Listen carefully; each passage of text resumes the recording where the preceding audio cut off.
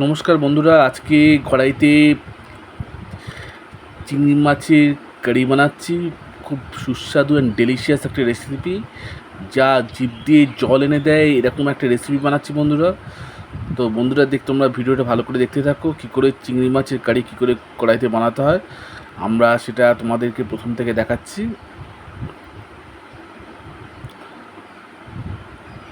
বন্ধুরা, আজকে আমরা চিংড়ি মাছের কারি বানাচ্ছি, খুবই ডেলিশিয়াস একটা রেসিপি।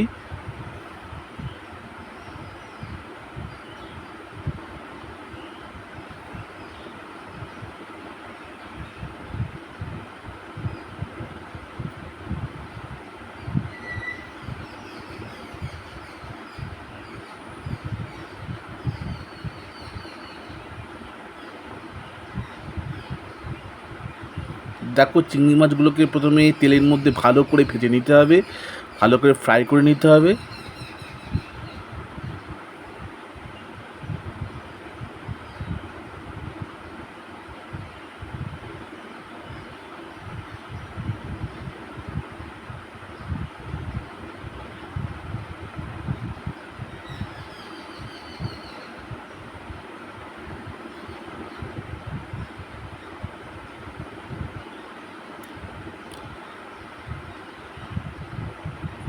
তারপর এর মধ্যে হলুদের গুঁড়ো, জিরের গুঁড়ো সমস্ত কিছু মিশিয়ে এর মধ্যে দিতে হবে, কারণ এইগুলো দিলে চিংড়ি মাছের টেস্ট আরও বাড়ে।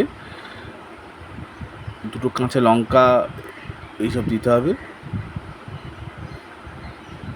পেঁয়াজ, আদা সমস্ত কিছু দিতে হবে, রসুন সমস্ত কিছু কেটে ভালো করে মিশিয়ে দিতে হবে এর মধ্যে।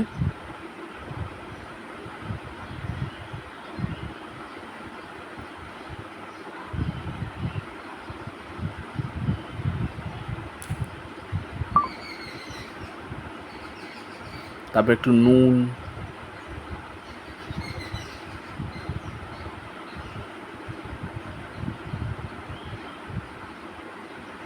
তারপরে হলুদের গুঁড়ো,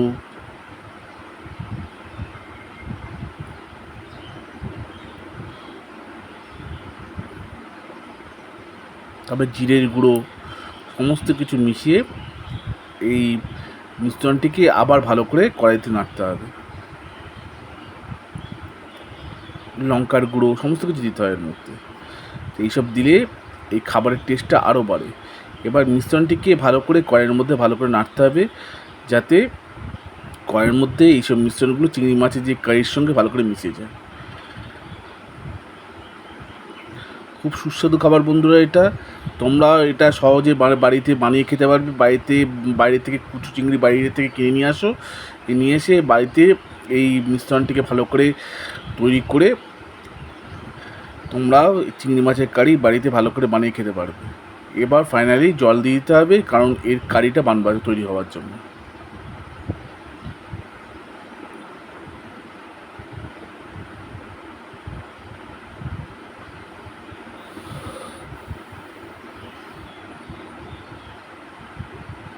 দেখো, ফাইনালি এই রেসিপিটা তৈরি হয়ে গেছে।